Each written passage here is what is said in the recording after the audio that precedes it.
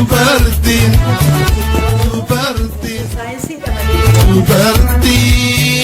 dubartoota keenya irratti gadaantummaa fakkaata. Kanaaf dubartoonni beektuudha dhiibduudha jechuudha. Isa kanallee amma akkanaa fudhatan namana inuma fudhatu dubartoonni keenya kana jedhee yaada. Gara fuulduraatti illee abbaa manaa keessan miilla isaa lolla'aati gammachiisaati raffisaa ijoollee. Akkastu barbaachisaadha dhugaa isinitti muudhaaf. Dhiirri keenyas immoo yommuu isheen miilla sinniqxuu gadaantummaa isinitti hin fakkaatin jaalala. Wal wal'aanuudha, wal jajjabeessuudha. Isa kanatti fudhadhaan isiniin jedha ishee kana keessan dabarfadhanii. Tole ulfaadhu ilfu galatoomii warri dhiiraa immoo ilfina akkas jetteettanii immoo galtanii jaartii akka hin rakkifne yoo fedha isaanii ta'e malee daangaa akka ittiin dabarree.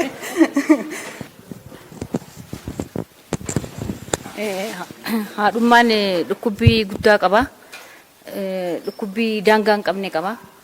Tan gara baattus dubartiidha. Tan deessus dubartiidha. Tan guddistus dubartiidha. Akka feete yoo qabeenya illee qabaattee guddisa haadhummaa keessatti qooda olaanaa qabdi haati. Haadhummaan immoo waa hunda keessattuu hedduu ulfaataadha. Waan daangaa hin qabne tokko. Kanaaf dubartiin qooda cimaa qabdi. Dhiirotuma keenya kanallee kan jajjabeessu dubartiidha.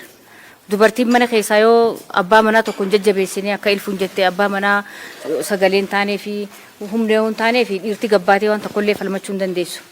Piroofeesara haa ta'u waan fedhe haa ta'u yoo dubartiin duuba hin jiraanne dhiirti kophaa isiidhaa waan jajjabaattu hin qabdu. Dubartiin qooda cimaa qabdi. Fakkeenyaaf amma gaafa lola keessatti illee agartee lola irraa illee qooda fudhadheetiin jira. Loltuu adda bilisummaa Oromoo ta'anii yoo dubarri yoo shamarran bira jiraanne dhiirri hamileedhaan hin loltu. Dubartiin kana keessatti qooda cimaa qabdi. Qooda guddaa qabdi. Qooda hanganatti jennee akkanatti waan asitti haasofnu miti. Dubartiin qooda cimaa qabdi. Lola keessattis hooggantummaa keessatti illee qawwee baattee hooggantee dhiira hooggantee hedduudha. Warri dirreetti hafan jechuudha. Har'aan tana akkana jennee dubbachuu baanne illee boru akkammaa har'aan tana isin kakaatanii mirga dubartii eenaa ayyaana dubartii kabajanna jettan kanatti boru shamarran dirreetti hafan sanillee dhiirota wajjin tartaa akkanatti tarree galchinee dubartoota keenya san kan itti yaadannu tahaa jechuudha. Dubartiin qooda cimaa qabdi. Dubartiin qooda hammana jee gabaabsee kan waan sitti himuun qabu. Qooda cimaa qabdi dubartiin. Dhiirti tokko ha jabaattu, ha gabbaateellee haasoytu, ha gabbaateellee loltu yoo dubartiin jajjabeessite ilfuun fixxee irraan deebi'u. Kanaaf dubartiin qooda cimaa qabdi. Jajjabaadhaa dubartoonni warri nu boodaan dhuftan shamarran hundinuu jajjabaadhaa tokkummaa uumaa wal jajjabeessaa wal jaaladhaa akkamitti oole abaluu yoo wal biraa dhabdan amma hammis hin jaaramtan kun hedduu ta'eeti boru fagoon dhayinu ammumaan tana gabbaanee dirree irratti kabajannu ta'a jechuudha. Yoo wal quba qabaanne yoo wal barbaanne yoo ati har'aan tana hafte abaluu eessa dhayite jennee wal gaggaafachuu kana aadaa godhachuu qabna. Tokkummaa keenya aadaa godhachuu qabna. Wal jaalachuu keenya aadaa godhachuu qabna. Jabaachuu qabna. Dubartiin gootummaa isii arragaan bahaniin beekaa. Ammallee akka goota taatanii deemtan nutillee waan dandeenyuun isin booda jirra. Gorsaanis ta'ee waanuma hundaanuu isin booda jirra. Lolus yoo taate gabbaanee loluu dandeenya. Filannoo keessattis gabbaanee filannoo san dhiirota hojjeteenyee filachuu qabna, filatamuu qabna. Nutis paarlaamaa keessa teenyee mirga dubartii haasa'uu qabna. Dhiira teenya qofa hin eeynu, dhiira teenya illee haa jajjabeessinu, nutis haa jajjabeessinu. Yoo nuti jajjabaanne jajjabaatu. Dhiironni yoo nuti jajjabaanne jajjabaatu. Jajjabaadhaan isiniin jaa shamarran ammaan tana waan kana yaada kana nuuf fiddan jajjabaadhaa guddisa keenya isinii guddisni keenya immoo itti fufuu qabaa dirree bal'ootti bahuu qabaa wal jaalachuu qabdanii tokkummaa keessan jabeessuu qabdanii jechuudha galatooma. Safuu baakumaali attamitti dhiira hawwanii onnee dhiira caaluun qaba bar. Kanaaf ani utuun dhiira ta'e jedheen beeku utuun goota ta'e jedha malee kanaaf. Gootummaadha malee uumaadhaan waa tokko waliin caallu inni dhalaa inni dhalchaa kuni wanta wal caallu waa takka hin qabne onnee wal caala dhalli dhiira ta'eef goota miti dhalaa taatee fi dabeetti miti uumama kun kanaaf an akka uumaatti gaa dubartii baay'een jaja dubartiin goota bar dhugaadha. Ani yeroo murtootti bosona tureera.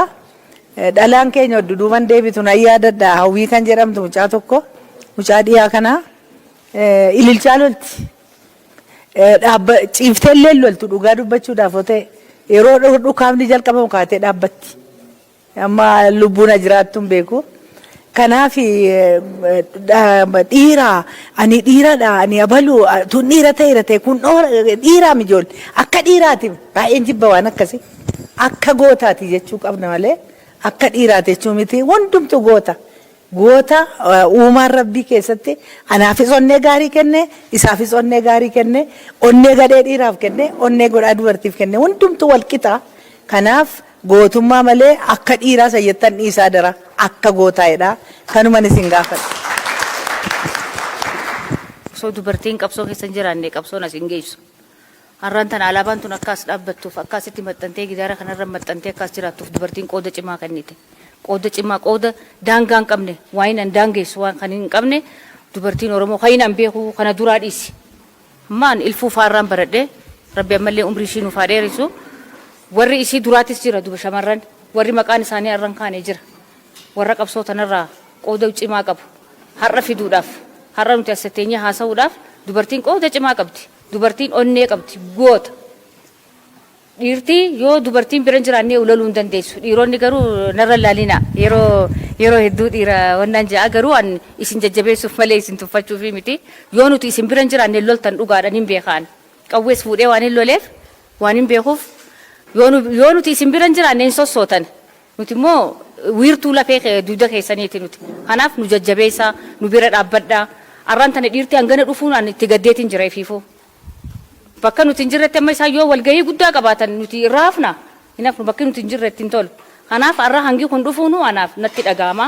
Garuu haa ta'u immoo bara dhufutti yoo rabbi jee yoo rabbi lubbuun nu jiraachise dirree guddaatti akkasitti wajjin kabajnaa jabaadhaa nuti isin duuba jirra ammas yoo qabsoo yoo qawween ta'e isin duuba jirra yoo siyaasaan ta'e isin duuba jirra filannoo kana keessatti hirmaannee akka qooda cimaa argannu abdiin qaba jajjabaadhaa. Ani immoo baay'eedha yoon isiniin jedhe baay'ataniif gatiin qabu. Baay'inni gatii tuuka baay'inaati yoona bilisomneerra. Kanaaf ammumti jirtan kun biliyeena caaltu miliyeenan jedhu dhugaadha. Galatoomaan jedha amma kan dhufee sin arguu kotti yeroo darbe guyyaa ayyaana oboo dhufeen ture. Yeroo mana kana galuu anni ijoollee mooraa kana jirantu waa qopheeffatee nu waana waamesee buna dhuguu dhufe isaan duukaan dhugade. Dhuguun dhufu manni kun maccaaftuu lamaan fakkaata. Nan gammade baay'een gammade. Har'a immoo homaa miti aniyyuu kaleessa moo dheengaddan dhagaye akka ijoolleen kun kana qopheessanii ijoollee waaqayyo sinaa eebbisu. Eebbifamaa guddadhaa nama lammii keessaniif falmatee iddoo yaaddan isinaa godhu waaqayyo. Baay'een isinitti gammade shamarran keenya har'aa maqaa keessaniin lee wallaalee jimlaadhumaa waaqayyo sinaa eebbisu. Ammallee falmadhaa hin sodaatinaa. Hin sodaatinaa garuu naman tuqina. Mirga keessan immoo falmadhaa. Ani amma naman tuqu aduu koo qaqqaammadheen galedheen dhufe.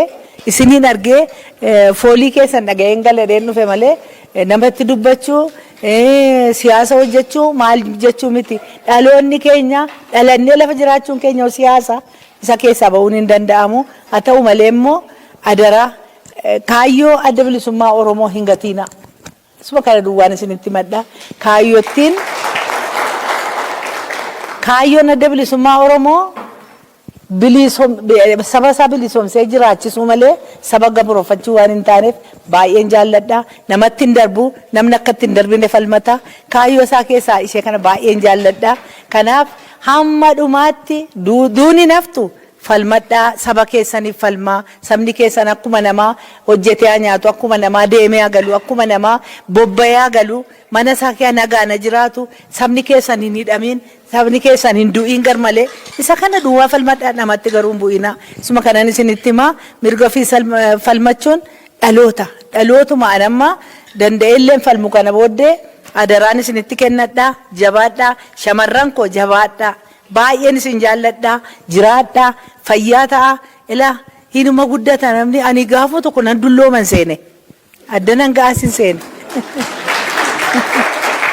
garuu immoo kan isin dhibu onneen namaan dulloomu beeka ani amma miidhaanumatu na miidhe malee hin dulloomu sanas itti miidhamuu koti baay'een itti gammada beektu kanas amma sanii dullaadhaan rarra'u namni aartis ani naaru ittiin gammada eenyu argate kan kanaaf jabaadhaa wal gaafadhaa wal jajjabeessaa walii amma dandeessamni walii galtan wal jajjabeessaa wal kabajaa guddaan xinnaasaa guddifatu xinnaan jabaasaa kabajatu akkasittiin naa jiraadhaa bakka yaannu numa geenyaa wanti jalqabamte ilkaan tochootiin buqqa'inii naftu jabaadhaan isiniin jedhaa fayyaa ta'aa hin daddaaqamiinaan isiniin jedha galatooma.